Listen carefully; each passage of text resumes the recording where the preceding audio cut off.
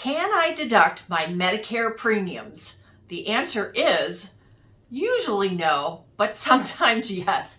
Hi, this is Kathy Bukowski. I'm the owner of CB Health Insurance, and this is the CB Health Insurance YouTube channel. Welcome. If you're new to our channel, don't forget to subscribe, hit the little bell so you get future notifications when we release new videos, which is about twice a month. Tell your family and friends, give us a thumbs up, and feel free to leave a comment. Now, on to today's video. Can I deduct premiums, my Medicare premiums? Well, the answer is sometimes yes and sometimes no. And what I want to talk about is, can I deduct it if I'm an individual? Can I deduct it if I'm self-employed? And last but not least, can my employer, if I'm still working, pay my premiums? So we're going to cover all that in the video today. Let's start off with the first one. Can I deduct premiums? Now, I have to do a big disclaimer here. I'm not an accountant. This is general information that you can find on, google.com. But you want to absolutely seek the advice of a professional, somebody with a CPA, accounting, a tax preparer. But in general, can I deduct my premiums? So let's talk about an individual. The answer is yes, if the following, if you meet these guidelines. First and foremost, you must itemize your tax return. If you do the standard deduction, you're not going to be able to do this. The second thing is, you have to have healthcare expenses that exceed 7.5% of your adjusted gross income, AGI. Again, talk to an accountant about what AGI, what qualifies as gross versus AGI and things like that. Now, 7.5%, anything over that can be deducted. So let's do an example. Let's say we have Bob. He's retired and not working, and he has a AGI of 50,000. Okay, 50,000. So we multiply 7.5% times 50,000. We come up with $3,750. If he adds up all his healthcare expenses and they exceed $3,750, he can write off anything over and above that. So if he, for example, he has $4,000 worth of expenses in any given year, we take the $4,000 of expenses, we subtract the $3,750, right, the 7.5%, he can deduct $250. That's not a lot, right? Now, let's talk about how do you add up your expenses and which ones count and which ones don't count. So what counts towards eligible healthcare expenses? Anything that you've paid out of your pocket that's deemed an eligible expense.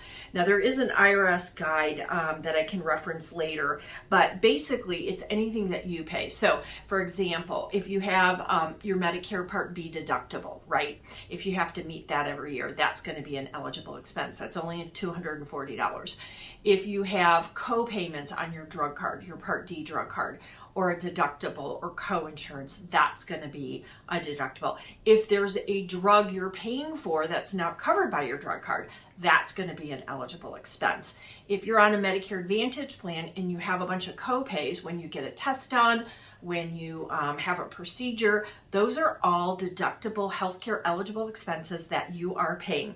Now, the other things that may be included would be dental, vision, hearing, if you're paying for that out of pocket, right? Or if you have dental or vision insurance, but you have co-pays for that. That's all considered eligible healthcare expenses, and it can be counted, okay, and added up.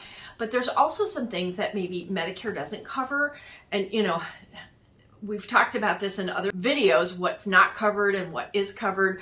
Chiropractic care is covered, but not all services are, right? And it might be that your chiropractor doesn't take your insurance, so you're paying cash. Acupuncture can be covered if it's done by a specific provider and they're Medicare approved and you got to jump through all these hoops. If it's not and you're doing acupuncture, that's an itemized expense. So those are all eligible expenses. In addition to, you can add in your premiums that you're paying for Medicare, your Medicare supplement, your drug card, or your Medicare Advantage plan. Now, let's talk about what is not eligible healthcare expense.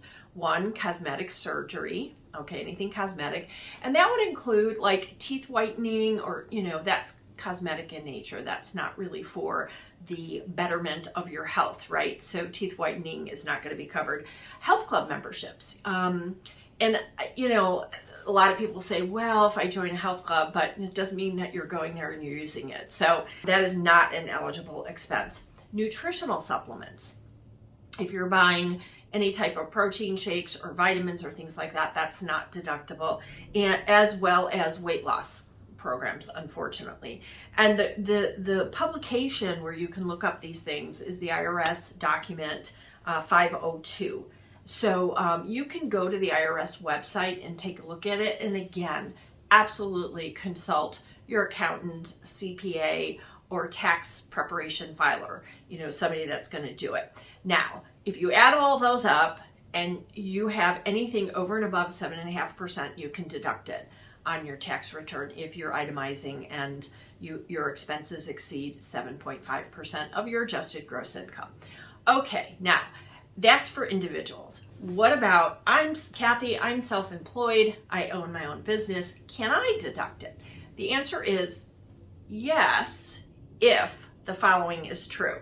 Neither you nor your spouse are eligible for an employer group health insurance plan. Okay, that's the first qualification. You cannot be eligible for a group health insurance plan. So if you're self-employed, you can deduct this. And again, talk to your accountant. I think it's on your 1040. I don't know what line item it is, but definitely talk to your accountant or tax preparer. Now, you may be retired, okay? And you might be doing some sort of consultation on the side. You're charging people a fee. You could be doing freelance work.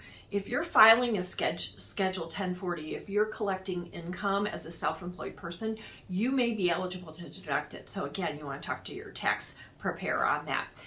Now, the last question that I get asked quite often, because a lot of people are still working, can my employer, I'm not self-employed, I'm filing an individual tax return, can my employer pay my premiums, my Medicare premiums? The answer is yes, if the following is true.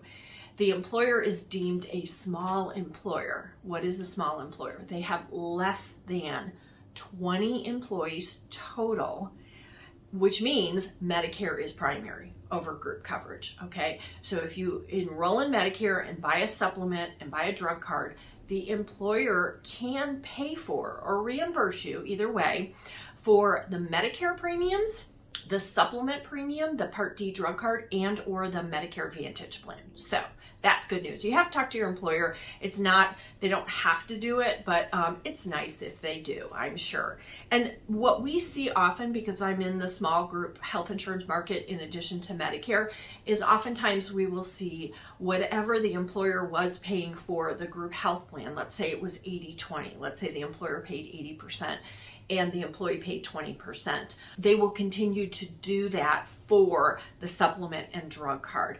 They may or may not do that for your Medicare insurance. So, you know, talk to your employer. And in most cases, the insurance companies are going to bill the individual. So you're going to have to get reimbursed through your employer. They can't bill the company, just so you know. So you want to pay it direct, and then talk to your employer about getting reimbursed for part of that. If the employer has 20 or more full-time employees, or I should say total employees, then no, they cannot reimburse you, because the rule is that under the Medicare secondary payer rule, right? This is a rule that the government came up with. If a company has 20 or more employees, the group health insurance plan is primary and Medicare is secondary. And they actually passed a ruling that said the employer cannot coerce that employee on a large employer plan to come off the plan and enroll in Medicare to save premiums. And they cannot reimburse them. There are fines and penalties for the employer to do that. So if you work for a large employer, one, you don't have to sign up for Medicare, stay on the group plan, right? And two, if you do come off because maybe your plan is expensive and Medicare is better, or you're planning on retiring, the employer cannot reimburse you. So to summarize, can I deduct my Medicare premiums? The answer is usually no, but sometimes yes if you're an individual. If you are self-employed, talk to your accountant because you may be able to deduct it. And if you are still working for an employer, can they pay for your premiums? Depends on the size of the company, right? If they're deemed a small employer, then yes, they can. We hope you found this helpful. Please tell your family and friends, give us a thumbs up if you liked the video, and make a comment. And until next time, this is Kathy Bukowski, the owner of CB Health Insurance. Thanks for watching.